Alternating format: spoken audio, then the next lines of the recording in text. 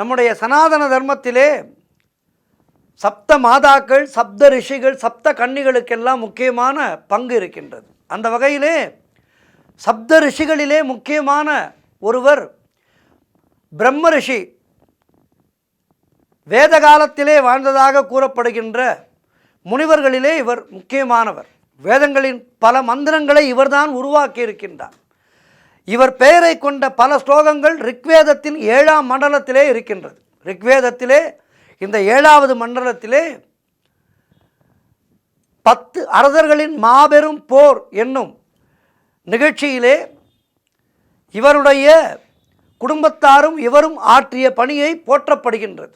மனிதகுலத்தைச் சேர்ந்த ஒருவரை போற்றி புகழும் ஒரே ஸ்லோகம் இதுதான். இவர் பெயரால் வழங்கும் நூல் வசிஷ்ட சம்ஹிதை. இவரது மனைவியினுடைய பெயர் அருந்ததி. தேவலோக பசுக்களான காமதேனு மற்றும் நந்தினி இவை இரண்டையும் இவர்தான் பராமரித்து வந்தார். மன்னர் கௌசிகர் இப்பசுக்களை பறிக்க முயன்று அதிலே தோற்று பின்பு கடுந்தவம் புரிந்து தன் தவ வலிமையால் பிரம்மரிஷி விஸ்வாமித்திரர் என்று பெயர் பெற்றார்.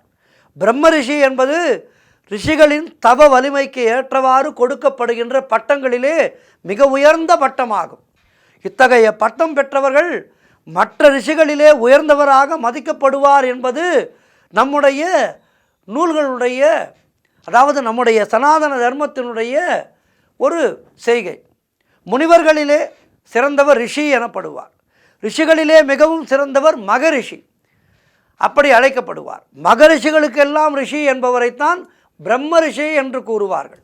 வேதங்களின்படி எவர் ஒருவர் பிரம்மஞானம் பெற்றவராக கருதப்படுகின்றாரோ அவரே பிரம்ம ரிஷி என்ற பட்டத்தோடு அழைக்கப்படுவார். இதுவரை பிருகு, அத்திரி, ஆங்கீரசர், காசியபர், விஸ்வாமித்திரர், வசிஷ்டர், சாண்டில்யர் ஆகிய 7 ரிஷிகள் மட்டும்தான் உயரிய பிரம்ம ரிஷி என்ற சிறந்த பட்டத்தை பெற்றிருக்கின்றார்கள். இவர்களிலே விஸ்வாமித்திரர் மட்டும் க்ஷத்ரிய குலத்திலே தோன்றி தன்னுடைய தவ வலிமையால் பிரம்ம ரிஷி பட்டம் பெற்றார். பிரம்ம ரிஷிகளுக்கு அந்த தேவர்களுக்கு நிகரான சக்தி இருப்பதாக நம்முடைய வேதங்கள் கூறுகின்றது. ரிஷிகள் விஞ்ஞானம், மருத்துவம் போன்ற பல துறைகளிலே முன்னோடிகளாக இருந்து வந்ததை பல நூல்கள் குறிப்பிடுகின்றது. ஊர்வசி பஞ்சரத்னம் என்கின்ற நூலிலே தாயின் வயிற்றிலே கருவின் வளர்ச்சியை பல ஆயிரம் ஆண்டுகளுக்கு முன்னரே நம்முடைய ரிஷிகள் அறிந்து இருந்ததை குறிப்பிடுகின்றது. ரிஷிகளில் வசிஷ்டருக்கு என்று ஒரு சிறப்பிடம் உண்டு. ஆதி காலத்திலே பிரம்மா தனது படைப்பு தொழிலை செய்தபோது பிரஜாபதிகள் என்னும் 10 பேரை முதலிலே உண்டாக்கினார்.